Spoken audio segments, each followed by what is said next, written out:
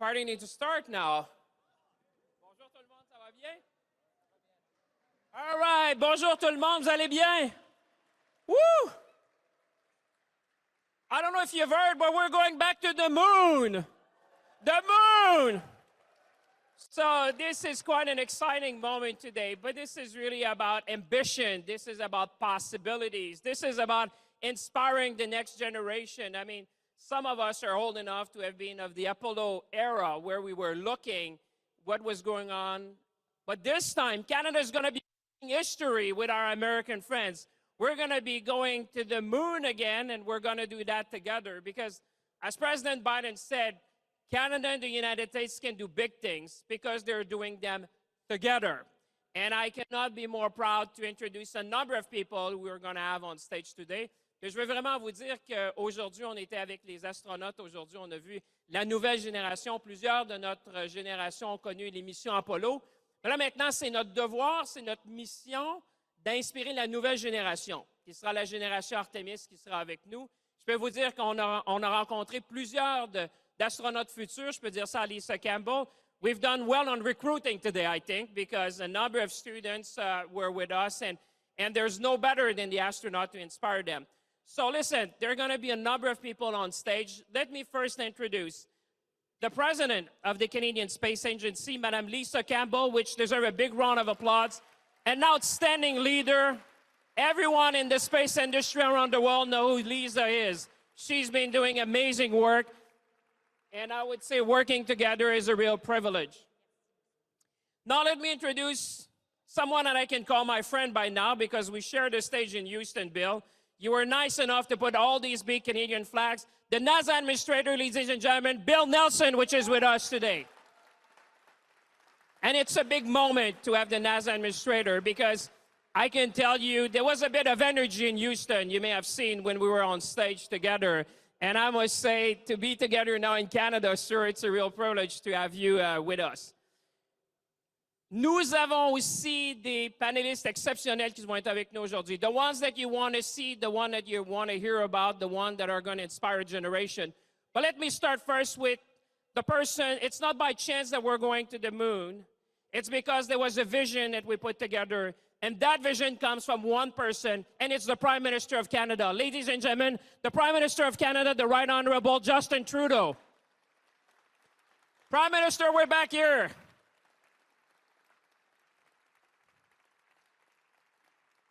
He's on his way. You know, I mean, he's like me. He likes the astronaut, but the Prime Minister of Canada, Justin Trudeau. We're going to have amazing people with us also on stage. The 4 astronauts that are going to be on the mission to the moon. Let me introduce first Reid Wiseman, which is going to be the commander. Reid, come on stage, sir. We're proud to have you with us. We're going to have Victor Clover. Victor is going to be the pilot. So this is the person who's going to bring everyone in the mission. And let me introduce Christina Koch, which is the mission specialist. And our very own Canadian Jeremy Hansen. Here we are. Ladies and gentlemen, the crew of the Artemis mission. Enjoy. I turn over to you, Prime Minister.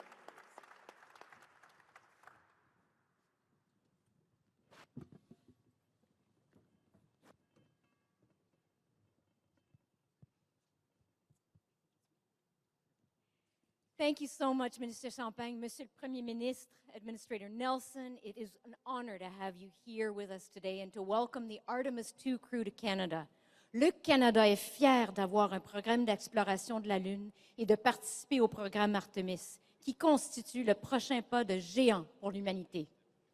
Des initiatives audacieuses et ambitieuses comme celle-ci sont possibles grâce à notre collaboration internationale. Canada and the United States have shown for over 60 years that there's nothing we can't achieve when we work together as nations. With this in mind, Administrator Nelson and I are pleased to host this panel discussion together. Administrator Nelson. It's significant that for the first time back to the moon in over a half century, that Canada is our international partner.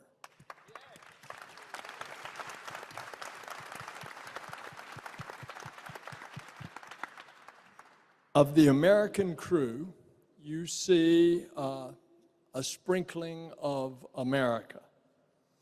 And to be joined with our Canadian astronaut, Jeremy, this is a significant event for us to go all the way back to the moon. The first time we went, 1968, Christmas, we were orbiting the moon. It was a decision made at the very last, within 4 months, because Apollo 8 was not supposed to go to the moon. We were in a space race back then with the Soviet Union, and we made the bold decision, even though the rocket had not been fully tested.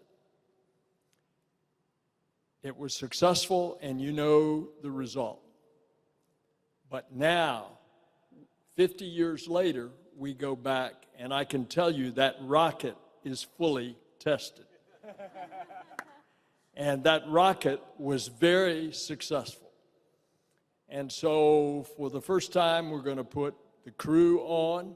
We're going around the moon. They're going to check out all the systems, the life support systems. Then about a year after that, we're going to go into lunar polar elliptical orbit and then rendezvous with a lander, and we will send 2 of the 4 astronauts to the surface, and it will be the first woman and the next man to walk on the moon.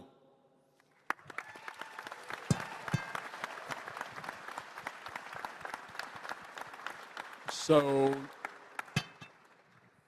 Lisa? Thank you very much, Administrator. Prime Minister, in 2019, when we committed to providing Canadarm3 to the Lunar Gateway, did you envision that this would bring us here with a Canadian astronaut in the Artemis II crew? Yes, because we made the commitment to continue to be part of this. I think a lot of people are suddenly realizing, oh my gosh, that's great that a Canadian is going to the moon and is part of this first mission that gets back out there after 50 years. But it's not sort of a sudden decision. It's not something that happened overnight. Canada and the Canadian Space Agency has been an integral partner to NASA and to space missions over the past many, many decades. We talk about Canadarm3, but Canadians were all very well trained. Whenever we see a picture of the space shuttle doing whatever it is a space shuttle does, we'd always look for, there's the Canadarm, there's the little Canadian flag on Canadarm, because that was our contribution to an extraordinarily important milestone that was the space shuttle.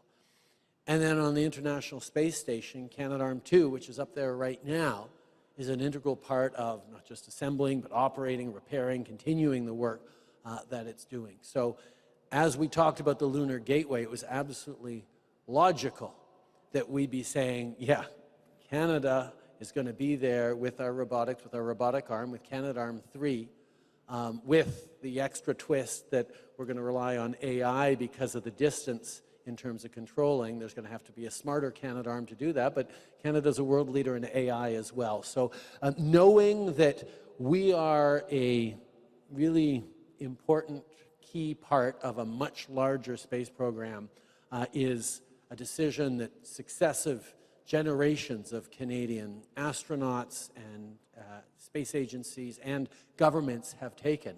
So this is a really big moment, but it's only one moment on a relationship that has lasted decades and that will continue to last for decades more as we go back to the moon and beyond altogether. Thank you, Prime Minister.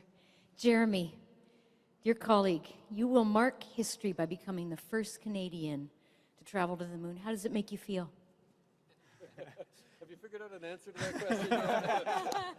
I have and I have not, and it's because, I'm excited. For me personally, I've dreamt of this my whole life. I'm going to see the Earth from the perspective of the moon, and I just feel like I'm the luckiest human alive to get to go do this.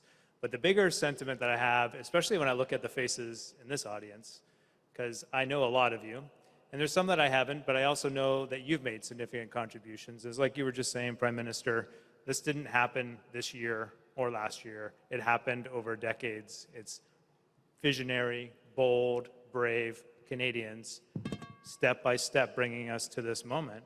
And what I feel is like, yes, this is your chance to shine. You are on the world stage. You are being highlighted for the genius that Canada has, that Canadians have to bring to the international stage. Our American partners, great leaders, have recognized that, and they have lifted us up and welcomed us.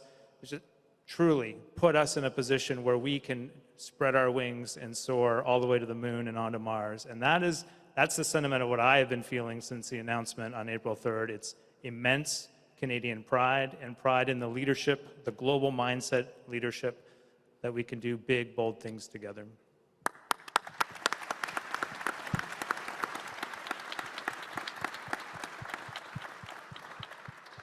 All of you guys are role models. Victor, you are particularly a role model. And you all are making history going back to the moon after so long. Tell us about when kids look up at you, Victor, and they want to be you. That's a big responsibility. Well, first, thank you for this amazing opportunity. Look up at this stage. We have the Prime Minister of Canada, the President of the Canadian Space Agency, and the Administrator of NASA, and we get to sit here and talk about this amazing journey that we're going to be a part of.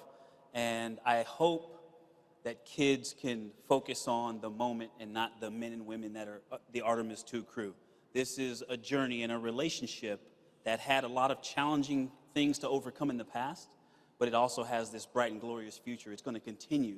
And so I hope they can see that big picture, but I hope they are as excited as we are about the right now, because we do have to celebrate the wins that this means. And I also think it's really important that those kids look up here and can see something that they can connect to. That is so important. Thank you, sir.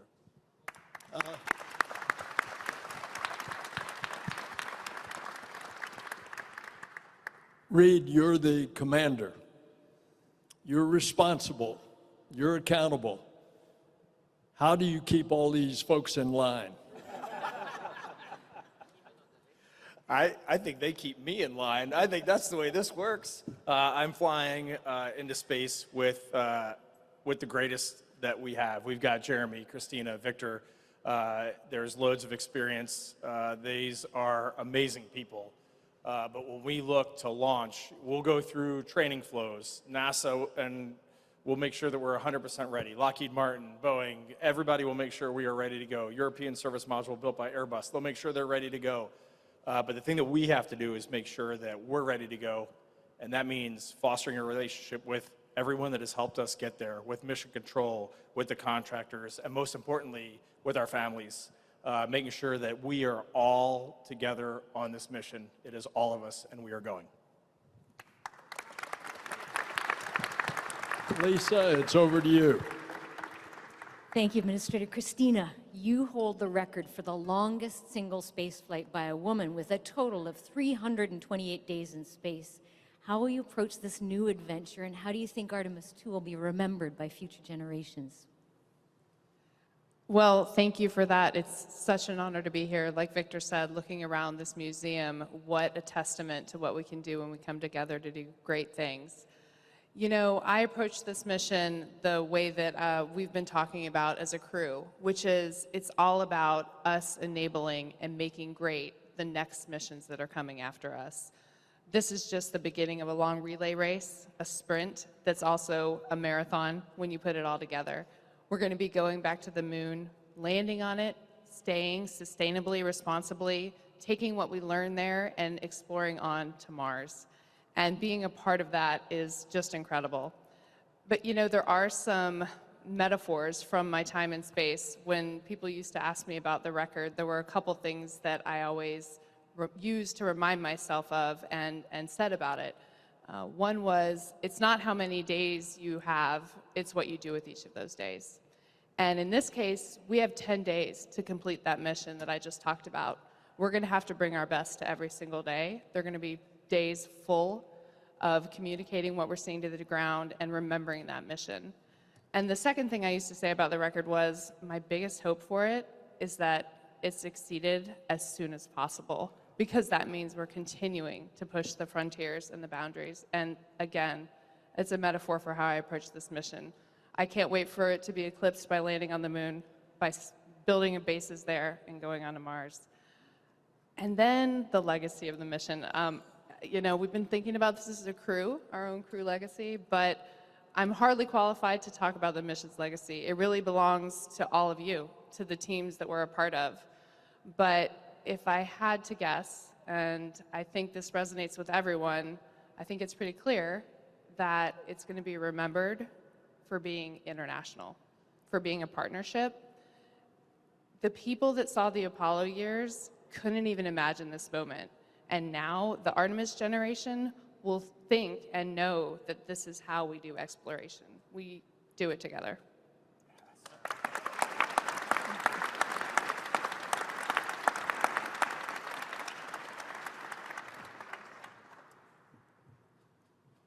On June the 6th, I'm going to be on the beaches of Normandy for the celebration of when all the Allies came together. And I can't think of that without thinking that when the U.S. hit the beaches, we also hit the beaches with the Canadians.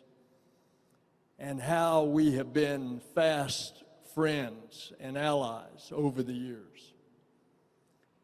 Now we are going to sail on a cosmic sea to far distant cosmic shores. As Christina has said, we are going not just back to the moon, but to live and to learn, to invent, to create in order to go to Mars and then beyond. Prime Minister, what would you like to do with us as we do that?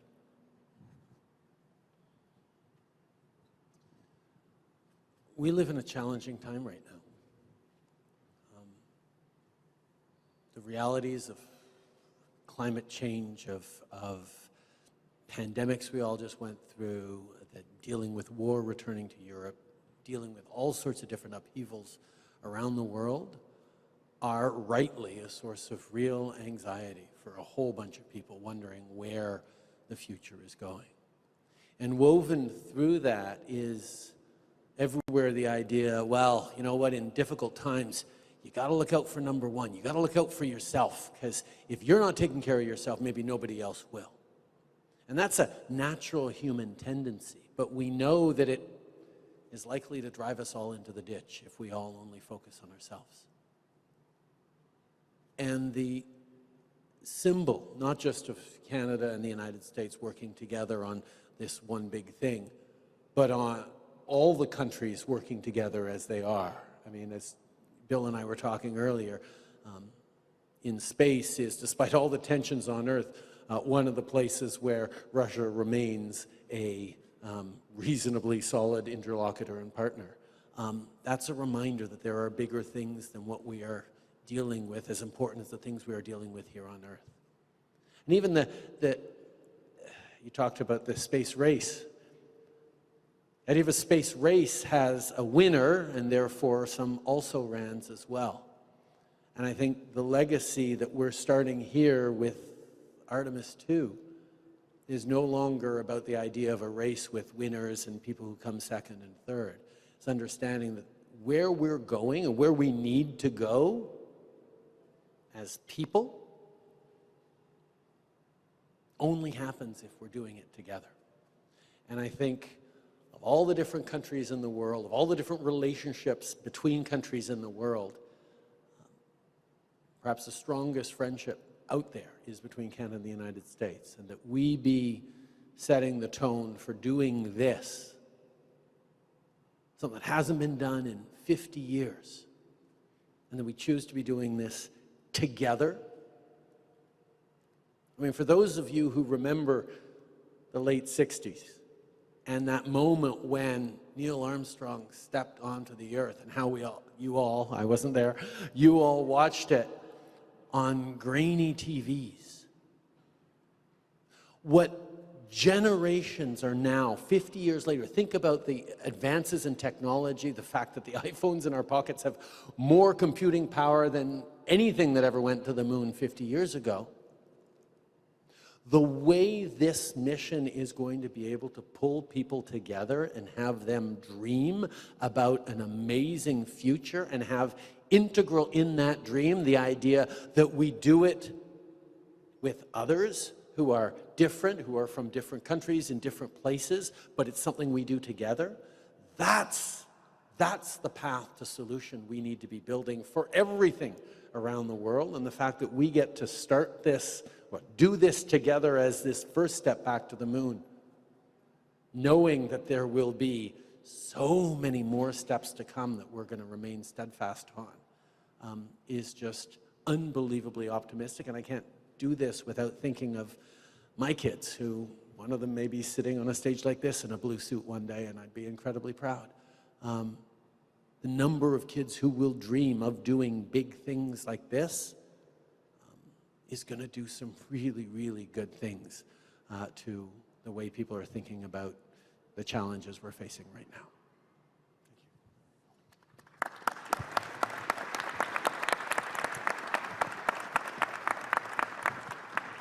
Merci, Monsieur le Premier ministre. Le budget 2023 a confirmé 1,4 milliard de dollars pour l'exploration lunaire. Cet argent servira, entre autres, pour construire un véhicule utilitaire pour la Lune, à accélérer le développement de nouvelles technologies, quelques-uns qu'on a vus aujourd'hui, et soutenir la science lunaire canadienne. Qu'est-ce que ça représente, à votre avis, pour le Canada et le futur? On sait à quel point les technologies de l'avenir sont en train d'être développées dans bien des différentes industries, que ce soit l'intelligence artificielle, les ordinateurs quantiques ou d'autres. Mais au niveau de la robotique, au niveau de pousser les limites de ce qu'on est en train de pouvoir faire, le fait que le Canada soit intégral à cette expérience, oui, avec nos expériences en robotique, mais d'autres, ça va avoir des impacts sur non seulement les technologies qu'on va utiliser dans les années à venir, mais aussi sur les plans de carrière de tellement de jeunes qui vont voir de devenir scientifiques, de devenir ingénieurs, d'être prêts à développer et inventer les technologies de l'avenir. Ça va continuer de mettre de l'avant la science, les faits, les données, le travail que nous devons faire pour répondre aux défis que l'univers nous envoie, et ça me rend extrêmement optimiste. Merci beaucoup. Jeremy, Canada is known in particular for our leadership in space robotics, vision systems, VR immersive experiences, and SAR technologies. We're now leveraging our expertise in food production and healthcare delivery, such important issues here on Earth. How will these new technologies benefit people on Earth and also humans as we venture further into deep space? Yeah, I find it really interesting when we start to think about going back to the moon for a sustainable presence on the moon and then onto Mars, that the problem sets start to overlap more than they did in the past with respect to getting to low Earth orbit. It now comes down to basic needs. We need a lot of basic needs infrastructure. We can't take everything with us to the moon. We certainly can't take everything with us to Mars. And so we need to start being able to grow food in space and sustain ourselves in space. If we can't grow food in the Canadian Arctic, how do we expect to be able to grow it on the moon or on Mars? And so there's this big overlap. It's the same with remote healthcare. And we envision, there's a lot of genius across the country within these areas, and there's real problems, and technology has changed to the point we could leverage that knowledge that's in our country already to solve it for the Arctic, for remote communities, and then take those solutions to the moon and take them to Mars with our international partners. And so there's just tremendous opportunity there. And so I think those direct benefits will come back to Canadians. But I want to reflect back on something you said, Prime Minister, because it really resonates with me. And I think that is the ultimate reason, the ultimate benefits that will come from this is that inspiration you were talking about is for tackling global problems, we need global solutions, and that's a leadership aspect.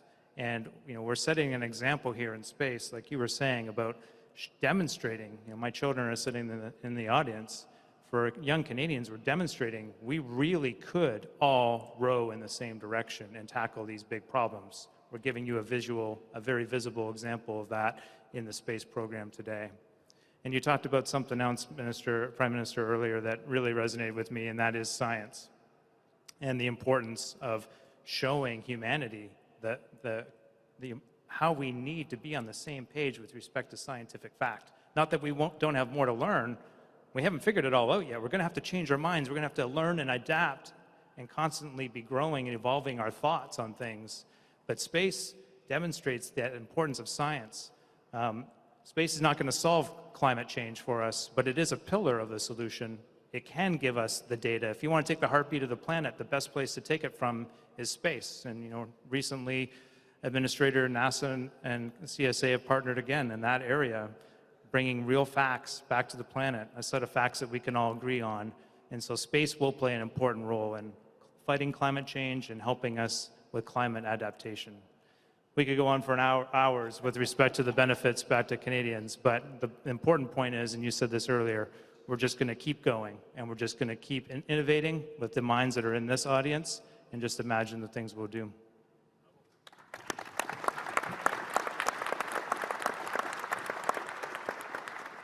And Jeremy, you made a point that a lot of people don't realize. They think of NASA as a space agency, which we are, but we're also a climate agency, because all of those instruments up there that are trying to measure what's happening.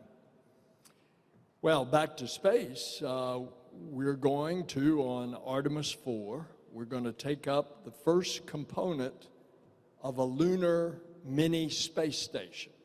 It won't be, it'll be more an outpost, because it won't be populated the entire round the year.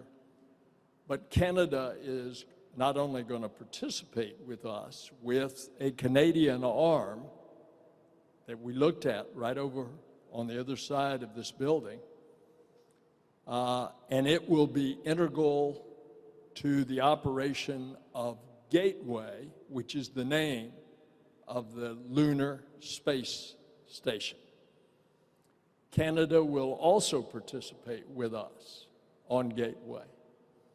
Any thoughts for the future, Prime Minister? There's lots to do, and lots of opportunities, and lots of challenges ahead.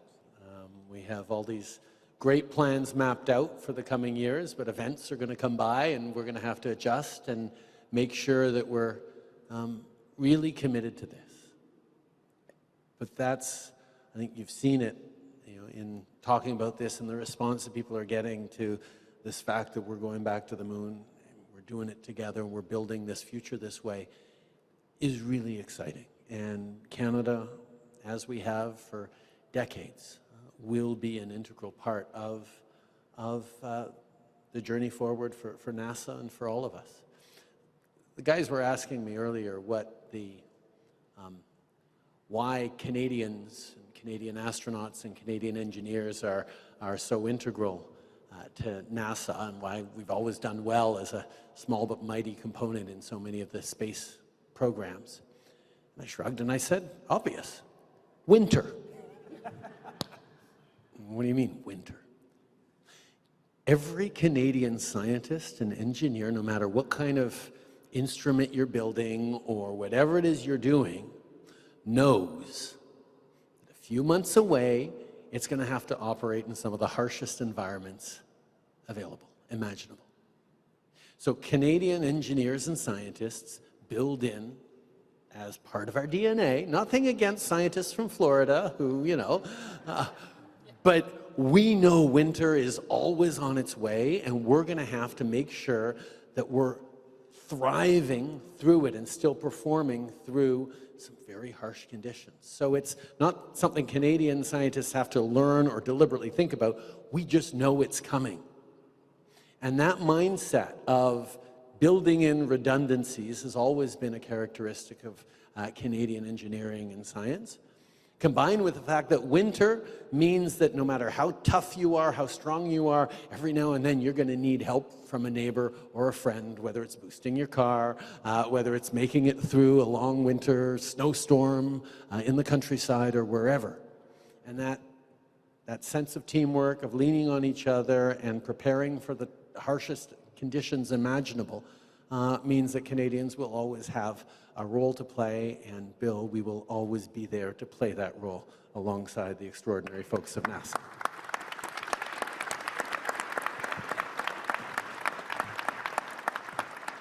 What an amazing discussion with remarkable individuals. Thank you each for your leadership. As the world ushers in a new era of space exploration, each of you are playing a critical leadership role, and your contributions will endure. Thank you, Prime Minister, Administrator Nelson, Minister Champagne, and the Artemis II crew for joining us here today. Everyone, a round of applause.